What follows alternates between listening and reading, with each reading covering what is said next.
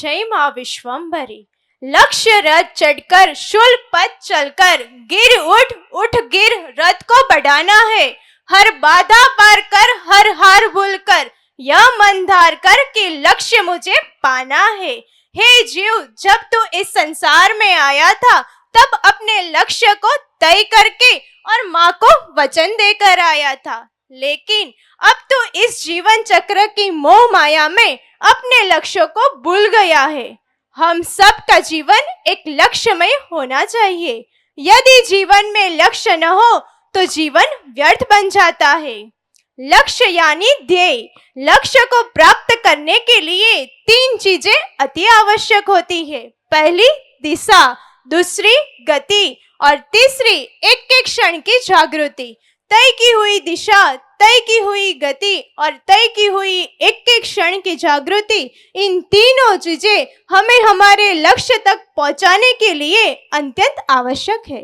हमारे देश के जवानों का लक्ष्य देश की रक्षा करने का होता है। झांसी की रानी का लक्ष्य अंग्रेजों को देश से बाहर करने का था। गांधी जी का लक्ष्य अहिंसा परमो धर्मो था।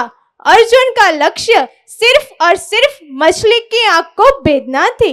हनुमान जी का लक्ष्य सीता माता को लंका से वापस ले आने का था। ठीक इसी तरह हमारे श्री महापात्र जी का लक्ष्य अनेक जन्मों से सुप्रीम पावर तक पहुंचने का था। इस लक्ष्य पे आधार पे उन्होंने अपने सत्कर्म की सुवास द्वारा माँ विश्वम्भरी तक पहुंच पाए हैं और साथ ही हमें दर्शन करा के सभी मानव जात को लक्ष्य की ओर आगे बढ़ने का उत्साह दे रहे हैं। श्री महापात्र जी ने दिए हुए संदेश घर एक मंदिर द्वारा हम सब का जीवन लक्ष्यमय बन गया है। वे सदैव कहते हैं कि यदि जीवन में मोक्ष चाहिए तो हम सब का जीवन लक्ष्यमय बनाओ। माँ तक पहुंचना आसान भी है और मुमकिन भी है। यदि आप 5 ऋण बंधन से मुक्त हो जाए एवं आप वैदिक सद्गुणों का आचरण करें और 5 ऋण बंधन से मुक्ति पाए और अपना स्वभाव बदल दे तो आप भी माँ तक पहुंच पाएगी। यह बात इतनी सरलता से और आसानी से तब भी कोई कर सकता है जब वे खुद स्वयं इस रास्ते पर चलकर आए हो और माँ तक पहुंच पाए हो। हमारे जीवन का लक्ष्य जब सुप्रीम पावर तक पहुंचना है तो श्री महापात्र जी ने बताए हुए रास्ते पर चलने में ही हमारी समझदारी होगी।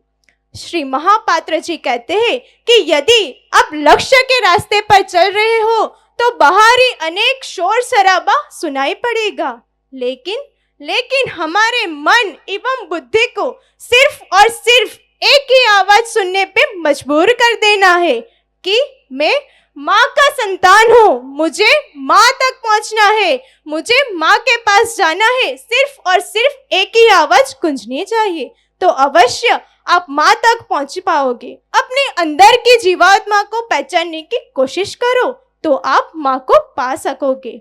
जब लक्ष्य हमारा सागर के तल तक जाने का है, फिर सागर के किनारे ही पैर डुबाओगे तो कैसे चलेगा।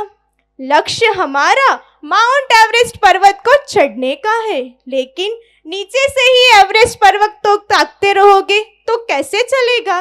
लक्ष्य हमारा तामसिक शक्ति का विनाश करने का है, लेकिन वैदिक सद्गुणों का आचरण रूपी हथियार ही नहीं होगा तो कैसे चलेगा। जब लक्ष्य हमारा माँ तक पहुंचना है लेकिन 5 ऋण बंधन से मुक्ति ही नहीं पाओगे तो कैसे चलेगा। हे माँ, लक्ष्य मेरा आप तक पहुंचने का है।